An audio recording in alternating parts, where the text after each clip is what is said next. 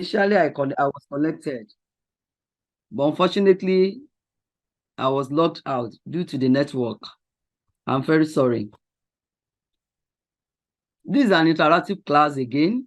You are welcome to NSC 511 Advanced Maternal and Child Health 1. In study section 1, we discussed about the family planning, the health of the women, and the children for them to have a successful existence. What is family planning? We say family planning is a decision made by the woman or the couple to have a child, either to space the child,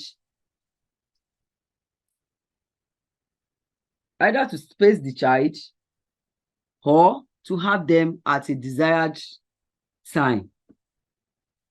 And under the study section 1, we still talk about the principle of family planning, which are the voluntarism, informed consent, the widest range of family planning methods which are possible. And we still talk about the integration within a general maternal and child health service program.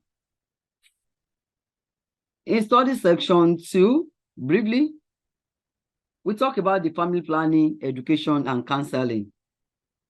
We talked about the ideal contraceptives, which must be saved. It must be 100% effective. It must be compatible with religion, cultural beliefs, and personal preferences. We talk about the ideal contraceptives, which must still be free of any side effects. It must not have any hangover. Then it must be convenient to use and easily obtainable and affordable. Mizoye Kale taught you study section 3, 4, 5, and 6. So I'm starting with study section 7 today.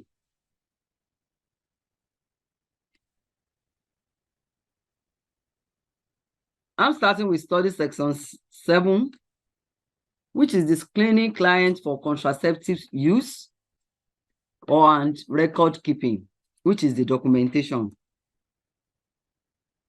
When we're talking about the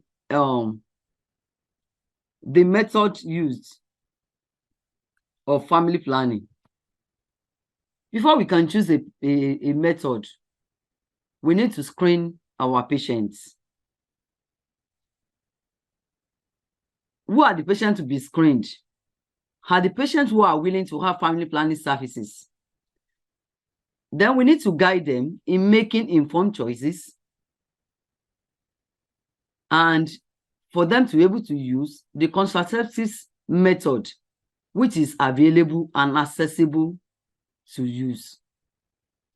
The World Health Organization, WHO, has outlined the medical eligibility, the criteria for starting and using contraceptives method. So the WHO has a written medical criteria which are eligible for the contraceptives methods, which we are going to talk about later. Then we are still going to talk about the record keeping, which is the documentation. Documentation is an administrative memory, either written information collected, which kept or stored in order to help the service providers, the health unit in charges, the supervisors, the health sub-district in charges, district health officers, and Ministry of Health, in order to plan effectively and improve the services, the maternal and child health through family planning services. The learning outcome for this study section explains how clients are being screened in family planning. Then it states the essence of record keeping in family planning. The guide for describing family planning methods. What is family planning, as I've initially said? Effectiveness in preventing pregnancy included the user's role, the mechanism of action, which has been taught by Mrs. Oyekale, advantages and non-contraceptive benefits, then protection against STIs, HIV and AIDS, the common side effects and disadvantages, who has been taught by Mrs. Oyekale in study section 3, 4, 5, and 6. Then who can use the method? Who cannot use them? The signs of problems that require urgent medical attentions, which we are going to discuss today. WHO medical eligibility criteria for starting or continuing to use family planning method. For starting and using contraceptive methods, there are some criteria that needs to be put in place. It's divided into 4 categories. Category 1 states that no restriction on contraceptives use. The client can use the contraceptives. That means after the thorough comprehensive test or screening, this is when we can tell the patient that you have 100% to use any of the method. The category 2 of WHO states that the client can use the method if the advantages of using the method outweigh the proven or theoretical risk. That is, if the advantages of this method outweighs the screening, that is, the patient or the clients will not have any problem if at all the patients or the clients use the method. The WHO category 3 states that clients should not use the method if proven or theoretical risk outweighs the advantages of using the method. If there is any underlying causes, if there are comorbid conditions that will not make the patient to fit for the method, those are in the category 3. Then the category 4. The category 4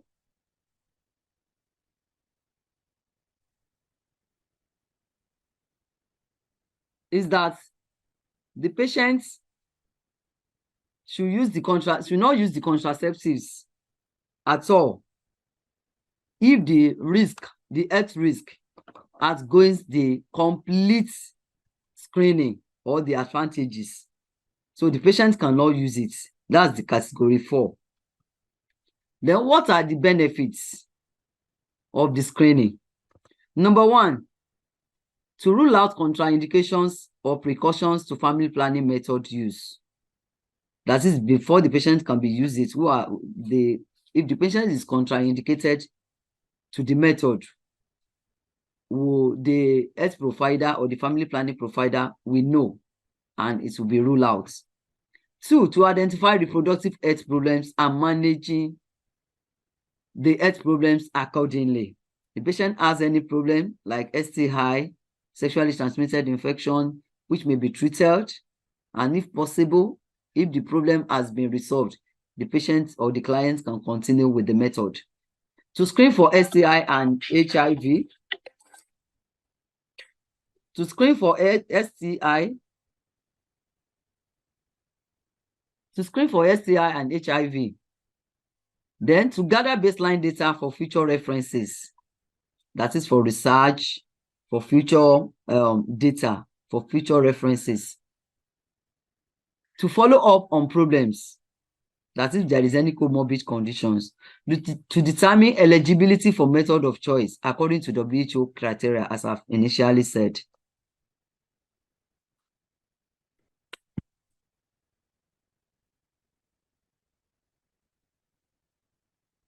Components of screening clients for family planning. What are the components? The first one is history taking. And why do you want to take the history? Is to get an understanding of the client's general health status. 2, to find out if there are any reasons why a client should not use some methods. 3, to find out any problems that may need treatment of referral. 4, to find out any problems that may have come about as a result of using a family planning method. to make and keep records of clients' health history, then to find out if there is any need for a physical examination, and to decide what to talk about during the counseling. The type of history at first visits: the name of the patient or the clients, the age and address for identification, and the reproductive health risk has to be mentioned. Then the second one is the social history, to find out whether the patient is a drinker, whether the patient is a smoker, the eating habits of the patient, and the contraceptive use. Then the family history. This one is to find out, to know whether the family members, whether there is any family member suffered from diabetes mellitus, high blood pressure, asthma, heart disease, which may be inherited or which may affect the contraceptive use. The medical history is to know whether the patient has suffered from or currently suffering from any illnesses which may be contraindicated to contraceptive use. The surgical history is to find out whether the patient has had any operation done before or is planning to have an operation done, which may affect the contraceptive methods. The reproductive history is to find out the number of the children the patient or the client have, the patient or the clients had, or is to plan on how many children to have, then to know their health status, and even to know the problems they are encountering during, to know the problems they encountered during the previous pregnancy and delivery, and to know what patients are susceptible to, either the side effects or the complications during the last deliveries. It still helps us to know the risk and even to educate the clients about the risk of pregnancy and the benefits of family planning. It also assists to counsel clients on appropriate method, whether to space or to terminate reproductive life. Initial assessment for family planning method. The first one is medical history, the gynecological history, and the surgical history. The medical history, both the past and the present, in order to avoid or to avert the complications. The second one is the gynecological history, to know the obstetrics, both the past and the present, and in order to care for the patients, to rule out the comorbid conditions, and in order to give a safe family planning method. Then the third one is the surgical history, which I've earlier said, to know the past and present surgical history, whether the patient has had operation before or is planning to have one. Then how can we manage the side effects and the complications of family planning methods? There is an acronym, which is SOAP, which states S stands for subjective, O stands for objective, A stands for assessment, and P stands for planning. Now we have to apply this acronym SOAP to some of the complications or the side effects of family planning methods.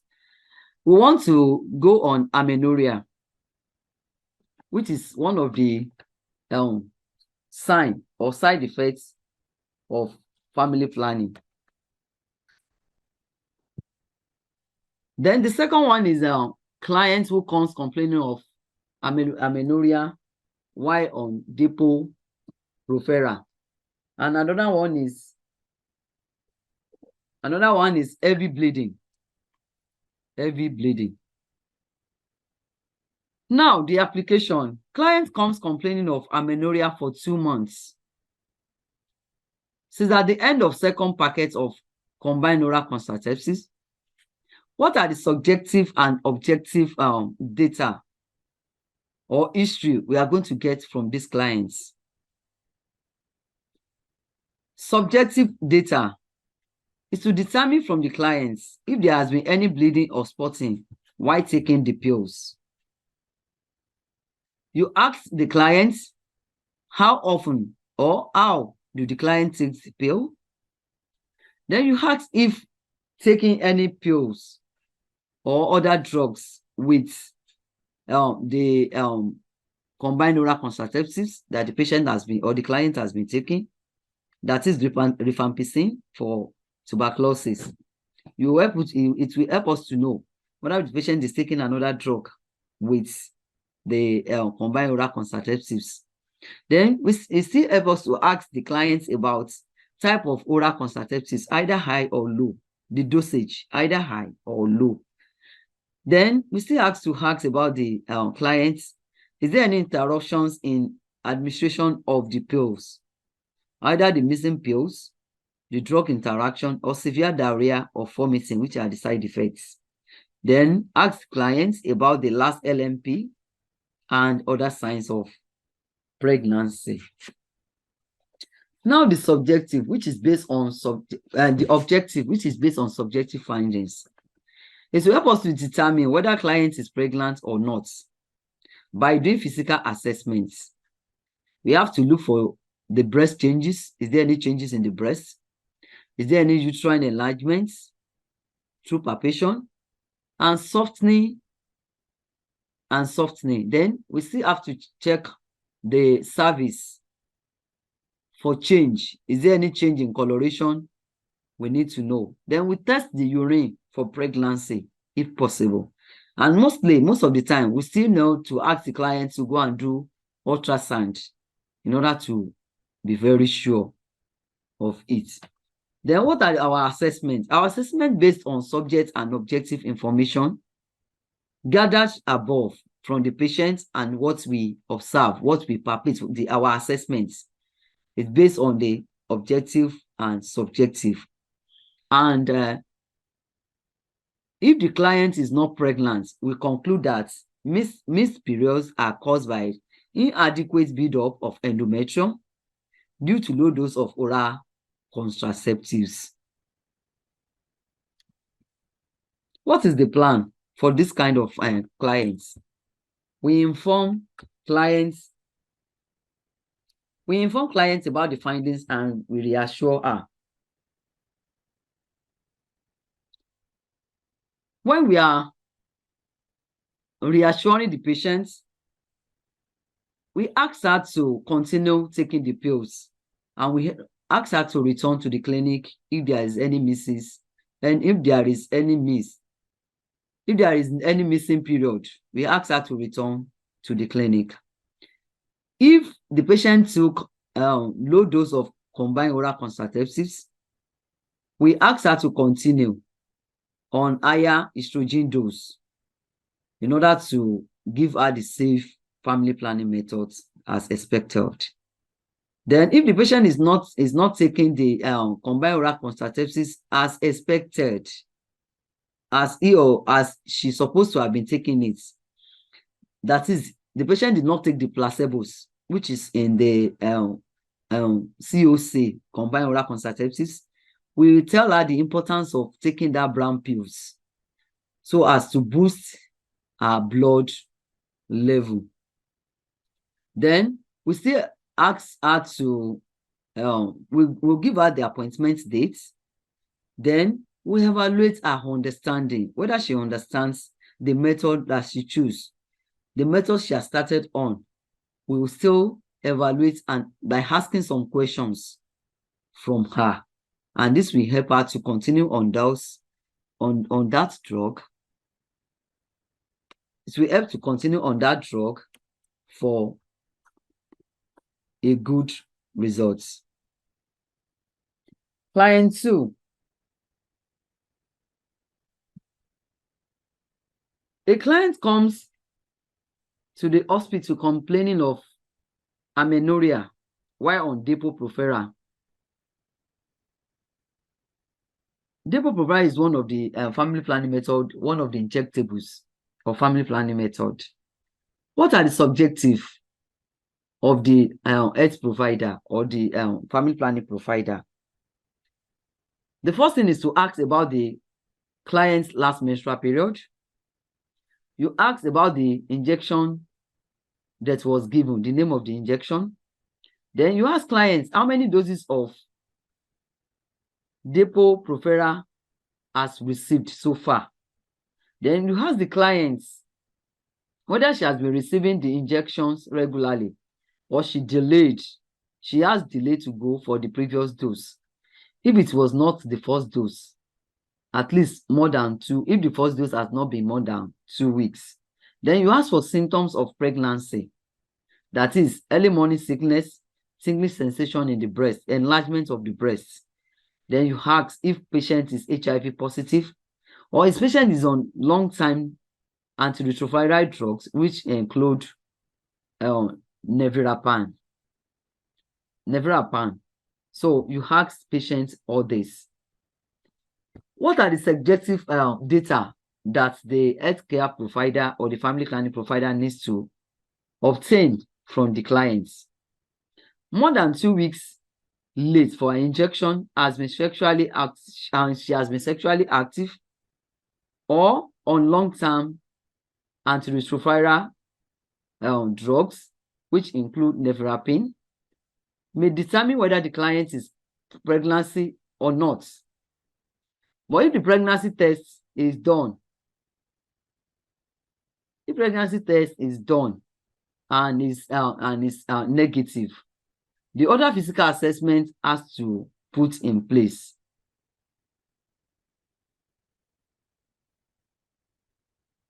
The physical assessment has to put in place. You observe from head to toe. You check for the enlargement of the surface through palpation, because most of the time, it may be during the time of the tests for pregnancy, there may be mix-up or whatsoever, and the pregnancy test results may bring negative. But most of the time, patients may be positive while the test is negative. So you check for the signs, for the physical signs. You check for the breast tingling or the breast changes. You check for the uterine enlargement.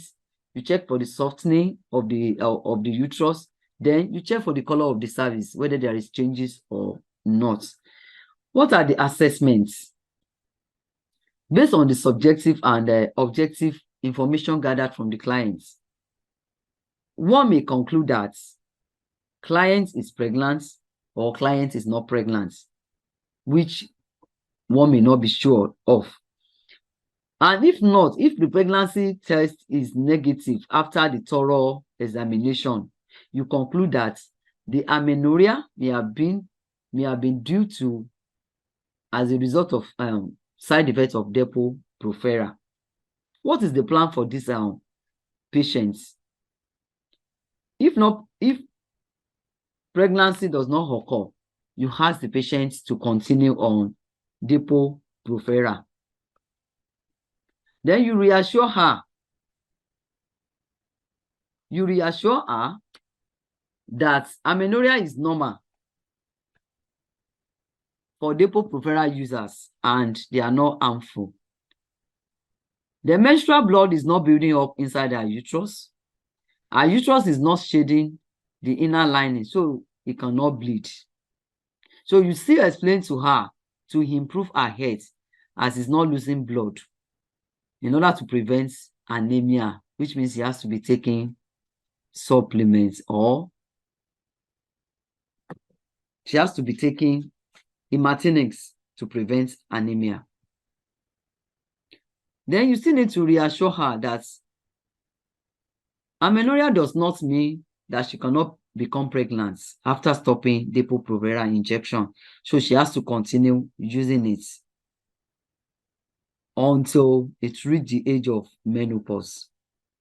If client is 50 years or above, you need to discontinue Depo-Provera for 9 months to see if her period will return. And you cancel for non-hormonal method, which are the condom, either female or male condom or spermicide.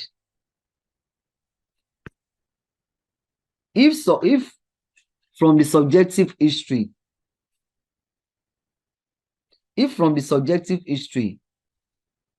it is not easy to determine whether client is pregnant or not, you discontinue Depo-Provera. Then you cancel clients for a long hormonal contraceptives or abstinence for sex for 7 days in order to confirm the pregnancy. And if confirmed pregnancy occur, you refer the client to antenatal clinic. You reassure that the injection will not harm the fetus. Heavy bleeding. Client who comes complaining of heavy bleeding while on Depo-Provera. What are the likely subjective data that we are going to gather from the patient, from the clients? You ask the client, how long has she been bleeding? You ask if bleeding followed a period of amenorrhea. You ask whether bleeding is more than her usual menstrual period. You ask if heavy bleeding started after she started using Depo-Provera or she has had it before. And you ask if bleeding follows sexual intercourse. What are the cardinal signs for objective data? You check for signs of anemia. You check the conjunctiva. You check the nails. You check the palms. You check the tongue for signs of anemia, whether the patient is pale or not. You ask for the signs of dizziness. You check the pad of the patient if the patient is bleeding presently.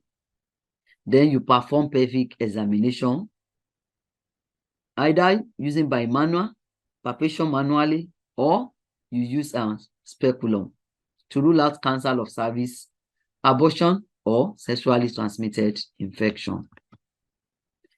What are the assessments for this heavy bleeding? Based on our subjective and objective findings, one can conclude that bleeding had become a health threat or not, or the patient has a gynecological or medical problems with anemia. What are the plans for this kind of clients? Very heavy or prolonged bleeding, more than 8 days, as much as a menstrual period. If bleeding now stopped, we reassure clients and she can continue with the next injection.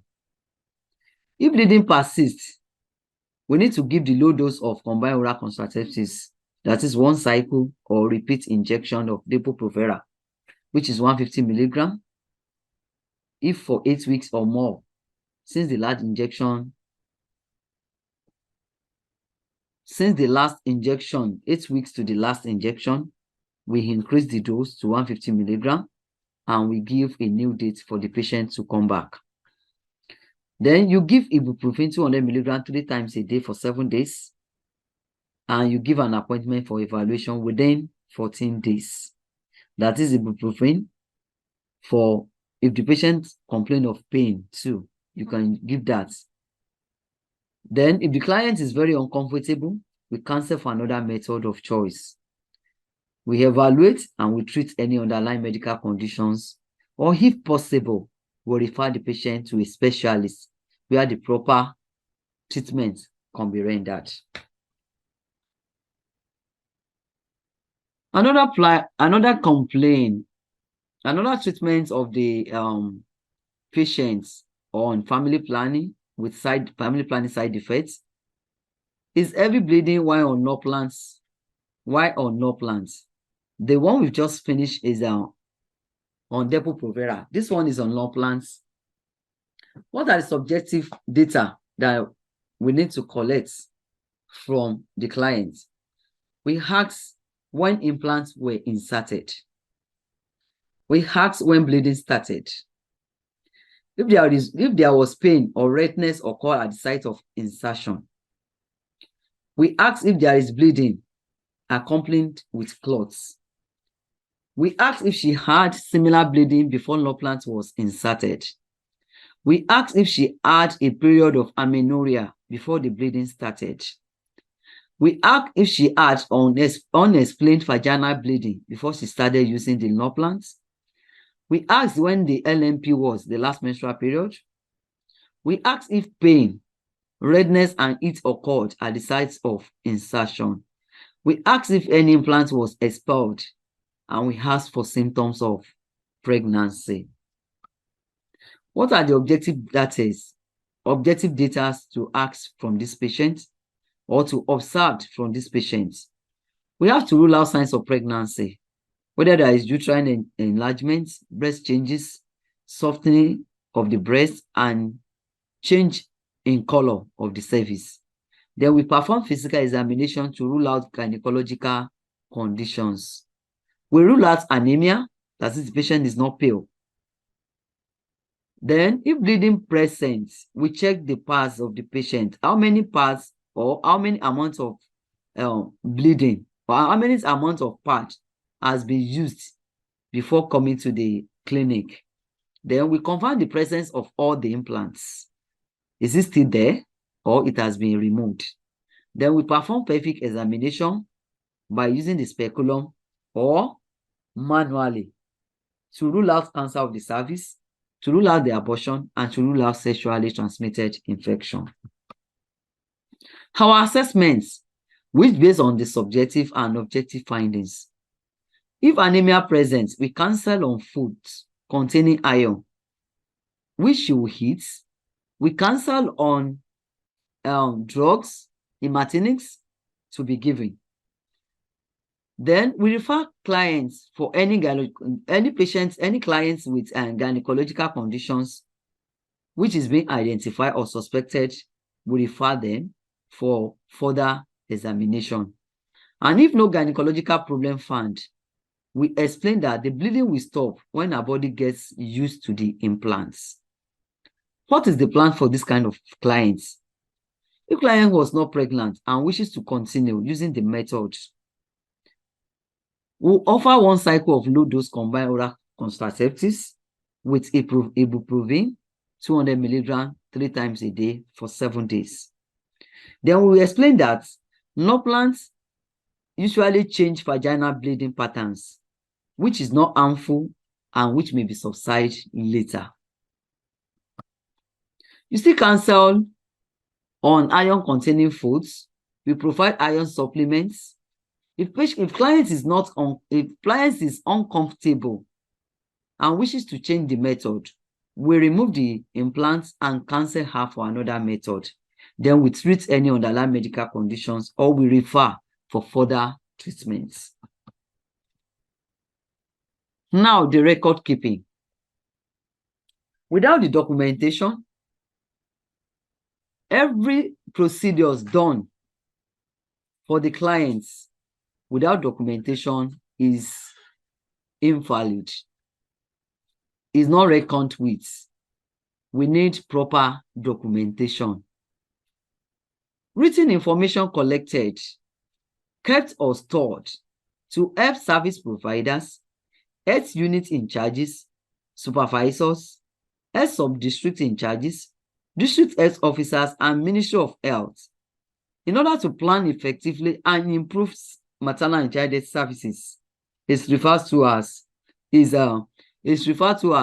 documentation, and it's still otherwise referred to as administrative memory. When someone is talking about the administrative memory, they are referring to documentation because every procedure done must be documented. What are the benefits of keeping records or record keeping? In order to monitor and evaluate client treatment and progress. In order to provide information that can be used to improve the quality of services and as well increase the number of clients. In order to monitor and evaluate the activities at the health facilities, in order to have an improved set targets. Another one is to improve and increase the number of clients, both new and returning. It still helps us to know how many clients